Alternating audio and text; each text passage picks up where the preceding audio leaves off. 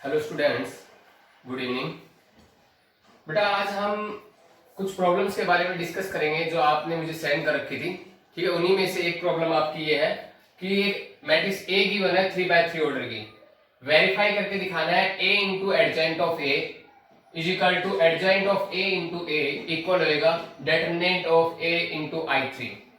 Means जब a को adjoint of a से मल्टीप्लाई करें या फिर एडजेंट ऑफ a को a से मल्टीप्लाई करें तो वो रिजल्ट किसके इक्वल आएगा, determinant of a into I3 matrix means identity matrix. ठीक बेटा, सबसे पहले मैंने a का डेटरमिनेंट फाइंड आउट किया। ठीक है, a का डेटरमिनेंट क्यों, क्योंकि मुझे यहाँ रिक्वायरमेंट है हमारे a के डेटरमिनेंट की, इसलिए मैंने क्या किया, a का डेटरमिनेंट फाइंड आउट किया। देखो कैसे निकालना आता है ना बेटा, 3/3 ऑर्डर का 2 इंटू में ये जिस रो जिस कॉलम इसको एलिमिनेट कर दो, इसके साथ मल्टीप्लिकेशन 0 -1 माइनस में 3 इंटू में ये एलिमेंट जिस रो जिस कॉलम में उसको एलिमिनेट किया।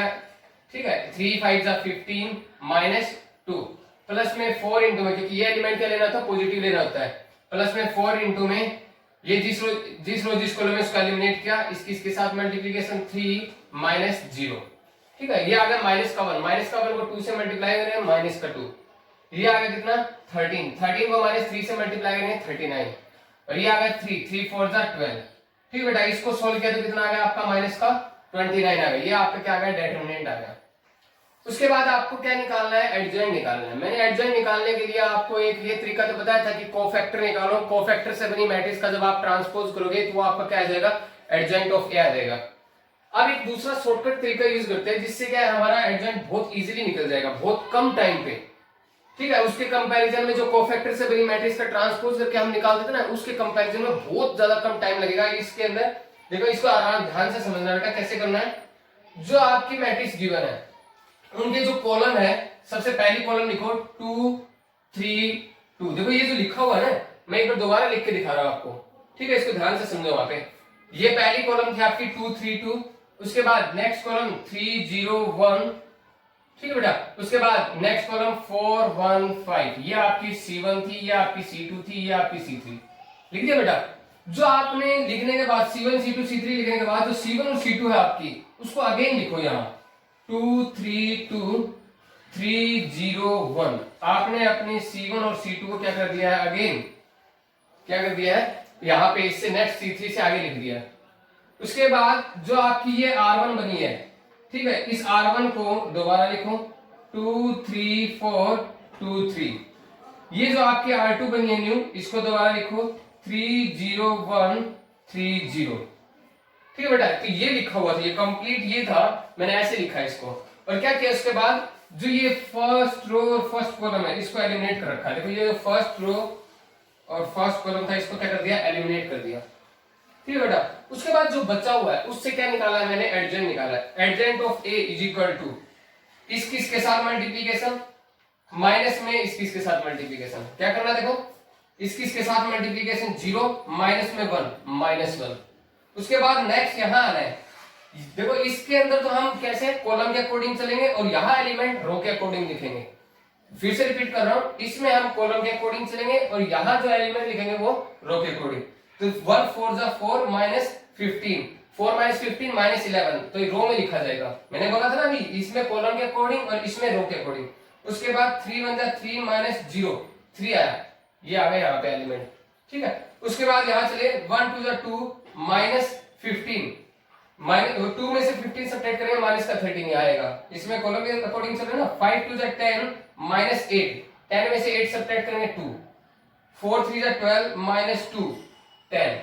ठीक है, अब यहाँ 3 1 जा 3 -0 3 2 3 जा 6 -2 6 में से 2 गया 4 2 को 0 से मल्टीप्लाई 0 0 -9 ये आपका एडजेंट आ गया। इस केस में आपको क्या है, कोई माइनस के साइन का ध्यान नहीं रखना है। उसमें क्या था, हमें याद रखना होगा कि कोफैक्टर के अंदर क्या है, हमें चेक करना है माइनस साइन कहाँ लगना है, ठीक है, प्लस साइन कहाँ लगना है। तो यहाँ पर कोई जरूरत नहीं है, ये आपका सीधा डायरेक्ट क्या है, एडजेंट ऑफ ए आ जाता है।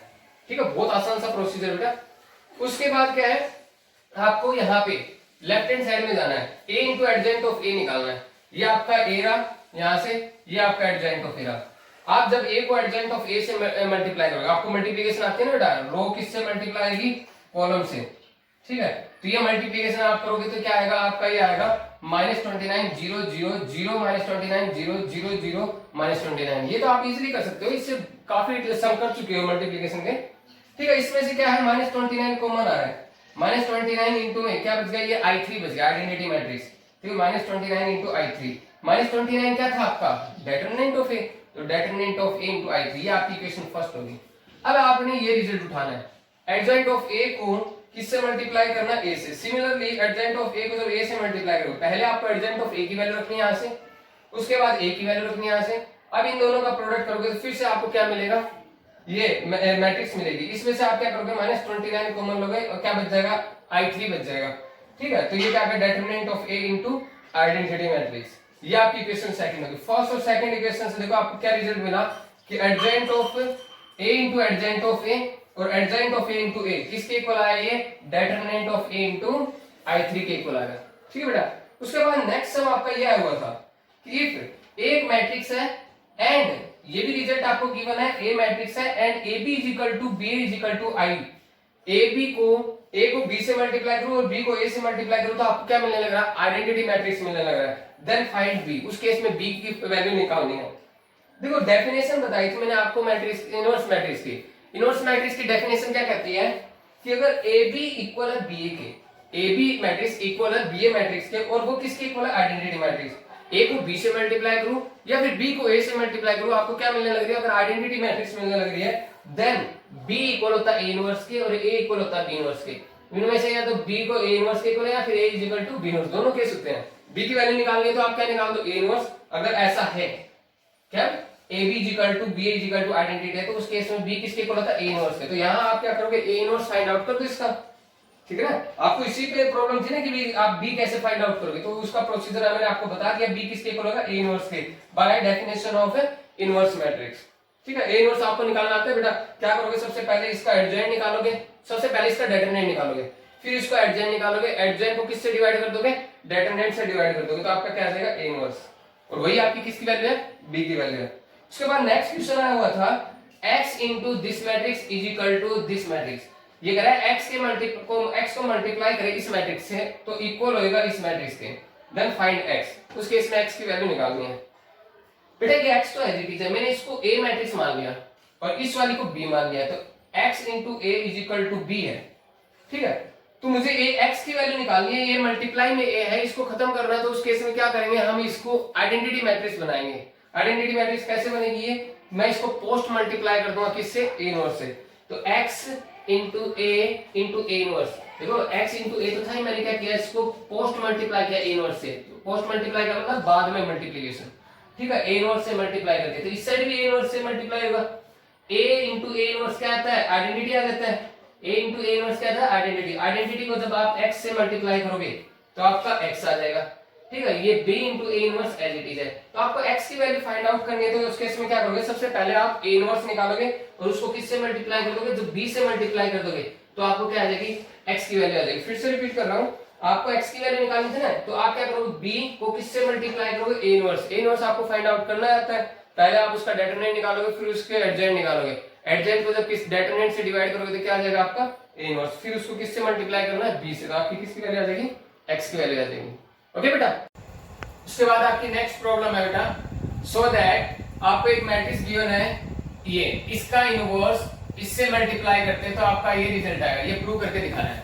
मींस आपको इस मैट्रिक्स का इनवर्स निकाल के इस मैट्रिक्स के साथ मल्टीप्लाई करना है, तो आपका रिजल्ट आएगा cos 2x minus sin 2x sin 2x cos 2x।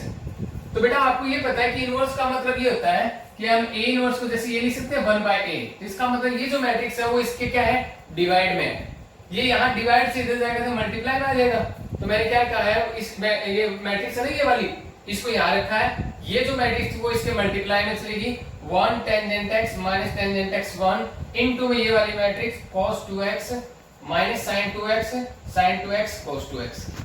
बेटा ये तो टेंजेंट की फॉर्म में ऑलरेडी है, ये भी टेंजेंट की फॉर्म है, आप इस रिजल्ट को भी किस में कन्वर्ट कर लो, टेंजेंट की फॉर्म में कन्वर्ट कर लो।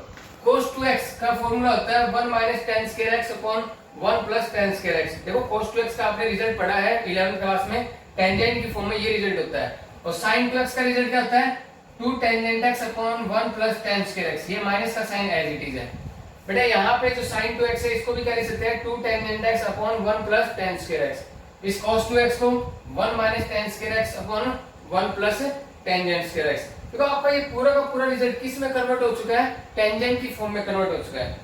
अब आप इसको थोड़ा इजीली सोल्व कर सको उसके लिए क्या कर लो, आप इस टेंजेंट x को क्या मान लो, t मान लो। देखो वैसे तो आप नहीं मानते तब भी हो जाएगा, इसका इसके साथ प्रोडक्ट करो, ठीक है। लेकिन ये क्या है कि थोड़ा सा डिफिकल्ट हो जाएगा आपको सोल्व करने में, ओनली सोल्व करने में, ठीक है। तो आप क्या करो, टेंजेंट x की जगह क्या पुट कर दो बेटा, t पुट कर दो। तो ये 1 as it is, tangent x की जगह t आ जाएगा, ये माइनस t हो जाएगा यहाँ पे, ये 1। यहाँ पे टेंजेंट x की जगह t रखोगे तो आएगा 1 minus t square upon 1 plus t square. यहाँ रखोगे तो माइनस 2t अपॉन में 1 प्लस t स्क्वायर। यहाँ पे भी 2t अपॉन में 1 प्लस t स्क्वायर बन जाएगा बेटा। यहाँ पे भी अगर टेंजेंट x की जगह t रखोगे तो 1 minus t square upon 1 plus t square. इस वाली मैट्रिक्स में गौर से देखो बेटा, सभी के बारे में 1 प्लस t स्क्वायर है, तो ये कॉमन आ सकता है, आ सकता है ना बेटा कॉमन। तो यहाँ से 1 बाय में 1 प्लस t स्क्वायर कॉमन आ गया। ये मैट्रिक्स आपकी एज इट इज आएगी। इसमें से जो डिवाइड में था 1 प्लस टी स्क्वायर वो क्या है, कॉमन आ गया। तो क्या बच गया ऊपर 1 माइनस टी स्क्वायर, यहाँ क्या बच गया माइनस का 2t, यहाँ क्या बच गया आपका 2t, और यहाँ क्या बच गया 1 माइनस टी स्क्वायर। अब इन दोनों मैट्रिक्स की मल्टीप्लीकेशन करनी है। रो किससे मल्टीप्लाई होती है, कॉलम से, तो 1 माइनस टी मल्टीप्लाई होगा इससे, 1 की 1 माइनस टी स्क्वायर के साथ 1 माइनस टी स्क्वायर, इस t की 2t से करोगे तो 2t स्क्वायर, ठीक है बेटा। इसकी इस रो की इस कॉलम के साथ करेंगे 1 की माइनस 2t से माइनस का 2t, और इस t की 1 माइनस टी स्क्वायर के साथ करोगे तो t की 1 से होगी पहले t आएगा, t की t स्क्वायर से होगी माइनस टी स्क्वायर से होगी तो माइनस का t क्यूब आएगा। अब इस सेकंड रो को मल्टीप्लाई करेंगे, सेकंड रो को फर्स्ट कॉलम से मल्टीप्लाई करेंगे, माइनस t को इससे मल्टीप्लाई करो, माइनस का t प्लस का t क्यूब, फिर इस 1 को इस 2t से मल्टीप्लाई करेंगे 2t। अगेन ये रो नेक्स्ट कॉलम से मल्टीप्लाई होगी, माइनस t को माइनस 2t से मल्टीप्लाई करेंगे प्लस का 2t स्क्वायर, 1 को 1 माइनस t स्क्वायर से मल्टीप्लाई करेंगे तो 1 माइनस t स्क्वायर। बेटा इसको सॉल्व कर लेते हैं। 2t स्क्वायर में से एक t स्क्वायर सब्ट्रैक्ट करेगा तो क्या आएगा 1 प्लस t स्क्वायर, क्योंकि एक t स्क्वायर बचेगा वो प्लस का बचेगा, क्योंकि 2t स्क्वायर क्या है पॉजिटिव है। उसके बाद यहाँ देखो बेटा, माइनस का 2t और प्लस का t, माइनस का t और उसमें से क्या कर लिया मैंने माइनस t, इनमें से कॉमन ले लिया, तो क्या बच जाएगा 1 plus T square.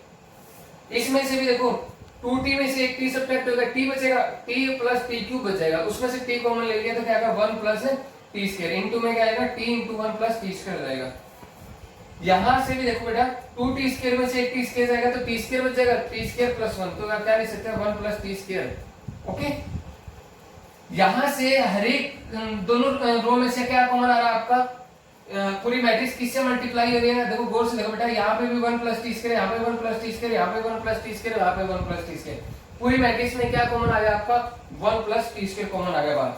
1 plus T square by में 1 प्लस टी स्क्वायर था, यहाँ क्या बच जाएगा 1, यहाँ क्या बच जाएगा माइनस का t, यहाँ t बच जाएगा बेटा, यहाँ पे 1 प्लस टी स्क्वायर से 1 प्लस टी स्क्वायर, आपकी मैट्रिक्स बनेगी 1 माइनस टी t 1।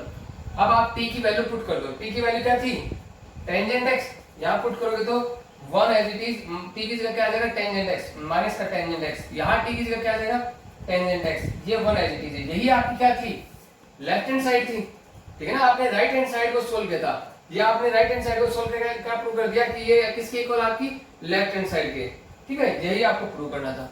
ओके बेटा,